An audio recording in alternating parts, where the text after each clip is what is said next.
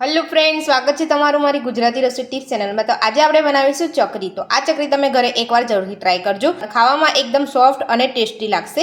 તો ચાલો આપણે શરૂ કરીએ। તો એના માટે આપણે અહીંયા ચોખાનો લોટ લીધો છે। તો આપણે અહીંયા 2 કપ ચોખાનો લોટ લઈશું। તો તમે ઘરમાં રહેલું કોઈ પણ માપ એક સેટ કરીને લઈ શકો છો। તો આપણે અહીંયા 2 કપ ચોખાનો લોટ લઈશું। તો આપણે અહીંયા 2 કપ ચોખાનો લોટ લઈ લીધો છે। તો આપણે અડધો કપ આપણે અહીંયા મગની દાળ લેવાના છે। એ દાળથી ચકરી તમારી એકદમ ક્રિસ્પી અને ટેસ્ટી બનશે। તો તમે જોઈ શકો છો આપણે અહીંયા અડધો કપ આપણે અહીંયા મગની દાળ લીધી છે। તો આપણે 2 કપના ચોખાનો લોટ લીધો છે, તો એની બરાબર આપણે અહીંયા અડધો કપ મગની દાળ લઈશું। તો એને આપણે એક પેનમાં અહીંયા લઈ લઈશું। તમે ઘરમાં રહેલી કોઈ પણ કઢાઈ કે કોઈ પણ વાસણમાં તમે એને અહીંયા શેકી શકો છો। તો આપણે મગની દાળને આપણે અહીંયા થોડી શેકી લેવાની છે। તો આપણે અહીંયા એકદમ ધીમા તાપે આપણે અહીંયા મગની દાળને ડ્રાય રોસ્ટ કરી લેવાની છે। તો મગની દાળની અંદર જે પણ ભેજ રહ્યું હોય એ દૂર થઈ જાય। તો આપણે એ મગની દાળને દળીને લેવાના છે। તો મગની દાળને આપણે અહીંયા વધારે નથી શેકવાની, ફક્ત 1 મિનિટ શેકવાની છે। તો હવે આપણે 1 મિનિટ થઈ ગઈ છે, ગેસ આપણે બંધ કરી લઈશું અને હવે આપણે એને થોડી નોર્મલ ઠંડી થવા દઈશું। ત્યારબાદ આપણે એને મિક્સર જારમાં પાવડર કરી લઈશું, એટલે આપણે મિક્સર જારમાં એને દળી લેવાની છે। તો આ ચકરી તમે 3 થી 4 મહિના સુધી સ્ટોર કરીને ખાઈ શકો છો। તો તમારે અહીંયા ક્વોન્ટિટીમાં વધારે બનાવવી હોય તો એ રીતે તમારે માપ લેવાનું છે। હવે આપણે એને થોડી ઠંડી થવા દઈશું, ત્યારબાદ આપણે મિક્સર જારમાં પીસી લઈશું। તો આપણી દાળ અહીંયા ઠંડી થઈ ગઈ છે, તો આપણે અહીંયા મિક્સર જારમાં લઈ લઈશું। તો હવે આપણે ઢાંકણ બંધ કરીને મિક્સર જારમાં દાળને પીસી લઈશું। તો મગની દાળને આપણે મિક્સર જારમાં દળી લીધી છે। તો તમે અહીંયા જોઈ શકો છો એકદમ આપણે અહીંયા ઝીણી પીસી લેવાની છે, એકદમ ફાઇન પાવડર। તો હવે આપણે અહીંયા તો ચોખાના લોટમાં આપણે બધી જ મગની દાળ જે પીસી છે એ આપણે અહીંયા લઈ લઈશું। તો બધી જ મગની દાળનો પાવડર આપણે અહીંયા લઈ લીધો છે। તો હવે આપણે અહીંયા 2 ચમચી બેસન લઈશું। તો હવે આપણે એમાં અડધી ચમચી જીરું નાખીશું।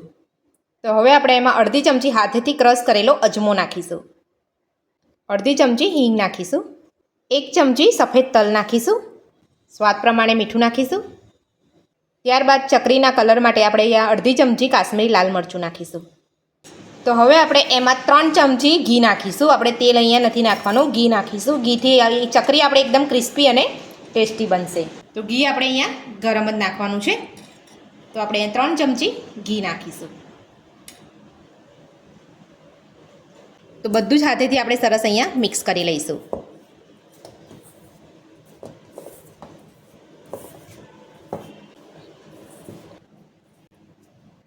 તો હવે આપણે અહીંયા બધું સરસ મિક્સ કરી લીધું છે। તો હવે આપણે લોટ બાંધીશું। તો લોટ બાંધવા માટે આપણે અહીંયા ગરમ પાણીનો જ ઉપયોગ કરવાનો છે, ઠંડુ પાણી નથી લેવાનું। તો મેં અહીંયા ગરમ પાણી લીધું છે। તો આપણે થોડું થોડું પાણી ઉમેરતા જઈને લોટ બાંધી લઈશું।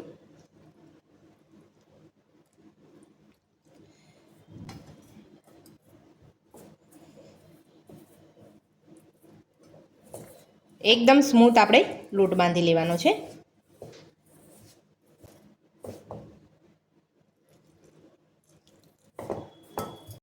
તો તમે જોઈ શકો છો આપણે અહીંયા લોટ બાંધી લીધો છે અને આપણે અહીંયા આટલો મીડિયમ ઢીલો રાખવાનો છે, કડક આપણે રાખવાનો છે, બહુ પણ ઢીલો નથી રાખવાનો। તો હવે આપણે લોટને 10 મિનિટ માટે ઢાંકીને રહેવા દઈશું। તો 10 મિનિટ થઈ ગઈ છે। તો હવે આપણે લોટને ચેક કરી લઈશું। તો આપણો લોટ અહીંયા એકદમ સરસ સેટ થઈ ગયો છે, તમે જોઈ શકો છો। તો હવે આપણે ચકરી પાડવા માટે આપણે અહીંયા એક સંચો લીધો છે, તમે જોઈ શકો છો। તો હવે આપણે અહીંયા આ રીતનું સ્ટારવાળું જે આવે એ વચ્ચેનું લેવાનું છે। તો આનાથી આપણી ચકરી સરસ પડશે। તો સૌથી પહેલાં આપણે એને તેલ લગાવી લઈશું।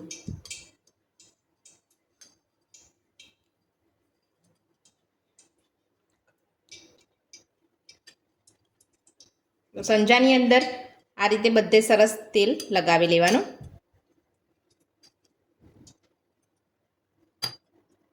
અહીંયા પણ થોડું આપણે લગાવી લઈશું, તો લોટ આપણો બધો અંદર બરાબર ચોંટે ના અને સરસ ચકરી બધી જ પડી જાય। તો હવે આપણે એને ફિટ કરી લઈશું। તો હવે આપણે એમાંથી લોટ લઈશું,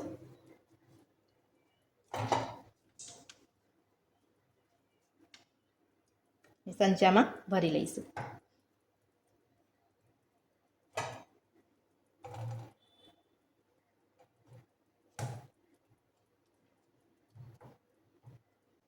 તો આપણે અહીંયા પણ સહેજ લોટને તેલ લગાવી લઈશું લોટ ઉપર.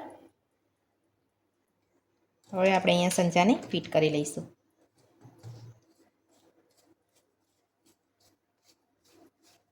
તો બાકીનો બચેલા લોટને આપણે અહીંયા ઢાંકી લઈશું અને આપણે બીજી વાર ચકલીને પાડી લઈશું. તો ચકરી પાડવા માટે આપણે અહીંયા એક પ્લાસ્ટિક લીધું છે. તમારી પાસે પ્લાસ્ટિક ના હોય તો તમે ડીશમાં પણ પાડી શકો છો. તો તમારે અહીંયા તેલથી અને પ્લાસ્ટિકને ગ્રીસ કરી લેવાનું છે પહેલાં, એટલે કે અહીંયા તેલ લગાવી લેવાનું છે. તો આપણે ચકરી પાડીએ તો પ્લાસ્ટિક ઉપર ચોંટી ના જાય.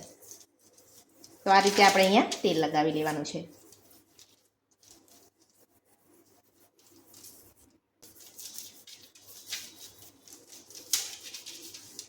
તો પ્લાસ્ટિકને આપણે અહીંયા તેલવાળું કરી લીધું છે. તો હવે આપણે એની પર ચકરી પાડીશું.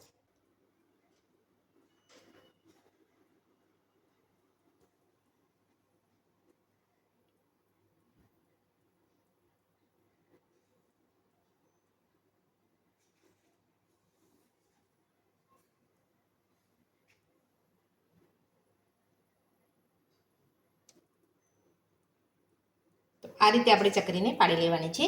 અને આ જે છેલ્લા રહે છે અહીંયા થોડું પ્રેસ કરીને દબાવી લેવાનું છે. ચકરી જ્યારે આપણે તળીએ ત્યારે અહીંયા છૂટી ના પડી જાય. તો અહીંયા થોડું બંને સાઈડ આપણે દબાવીને અહીંયા જોઈન કરી લેવાનું છે. તો આ રીતે આપણે બધી જ ચકરી પાડી લેવાની છે. જો તમારે આનાથી નાની સાઇઝમાં કરવી હોય તો તમે આનાથી નાની સાઇઝમાં પણ બનાવી શકો છો. તો હવે આપણે બધી જ ચકરી આ રીતે પાડી લઈશું.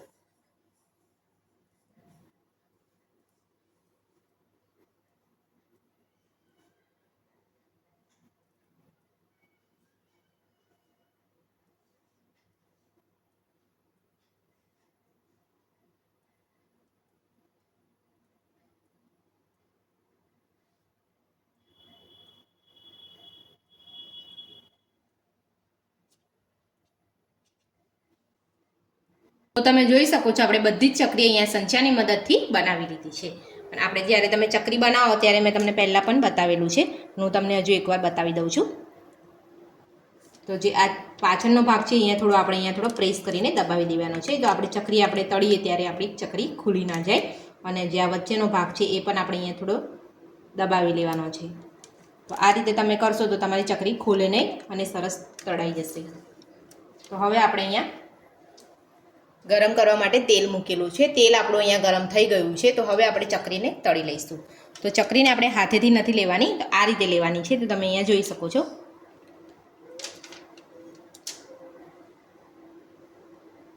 આ રીતે આપણે તબેથાની મદદથી લઈ લેવાની છે. તો હવે આપણે ચકરી અહીંયા મૂકી દઈશું. તો આપણે પહેલાં એક ચકરીને આપણે અહીંયા તળીને જોઈ લઈએ છીએ. તો આપણે ચકરીને અહીંયા થોડી તળાવવા દેવાની છે. ત્યારબાદ આપણે એને પલટાવીશું. તમે જોઈ શકો છો ચકરી આપણી સરસ તળાઈ અને ઉપર આવી ગઈ છે. પણ હજુ આપણે એને સરસ તળાવવા દઈશું. ત્યારબાદ આપણે એને પલટાવીશું. તો હવે આપણે અહીંયા કાંટાવાળી ચમચીની મદદથી આપણે અહીંયા ચકરીને પલટાવી લઈશું.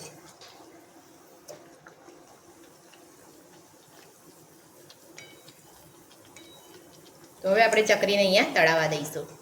તો ગેસ આપણે અહીંયા ધીરો જ રાખવાનો છે, ફૂલ ગેસ નથી રાખવાનો. ફૂલ ગેસ રાખીશું તો આપણી ચકરી લાલ થઈ જશે અને અંદરથી કાચી રહેશે. એટલે આપણે અહીંયા ધીમા ગેસ ઉપર જ તળવાની છે. તો આપણી ચકરી અહીંયા તળાઈ ગઈ છે. તો તમે જોઈ શકો છો એકદમ સરસ બાર જેવો કલર આવ્યો છે ને. મગની દાળનો ઉપયોગ કર્યો છે એટલે આપણે અહીંયા હળદર નથી નાખી. તમારે હળદર નાખવી હોય તો તમે અહીંયા નાખી શકો છો. તો આ રીતે આપણે બધી ચકરીને તળી લઈશું. તો આપણે અહીંયા ચકરી સામટી નથી તળવાની તેલમાં, 2 થી 3 ચકરીને આપણે તળવાની છે. તો સરસ આપણી ચકરી સરસ તળાઈ જશે.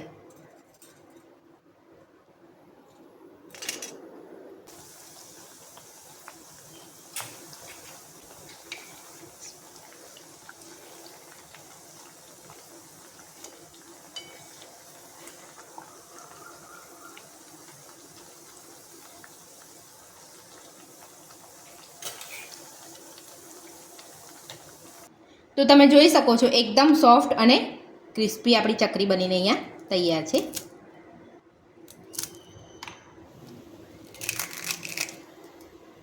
તો મારી આ રીતથી ઘરે ચકરી બનાવવાનું એકવાર જરૂરથી ટ્રાય કરજો. તો આજની રેસીપી કેવી લાગે મને કોમેન્ટ બોક્સમાં જરૂરથી જણાવજો. જો વિડીયો પસંદ આવે તો વિડીયોને લાઇક કરજો, ચેનલને સબસ્ક્રાઈબ કરજો, તમારા મિત્રોને જરૂરથી શેર કરજો. Thank you.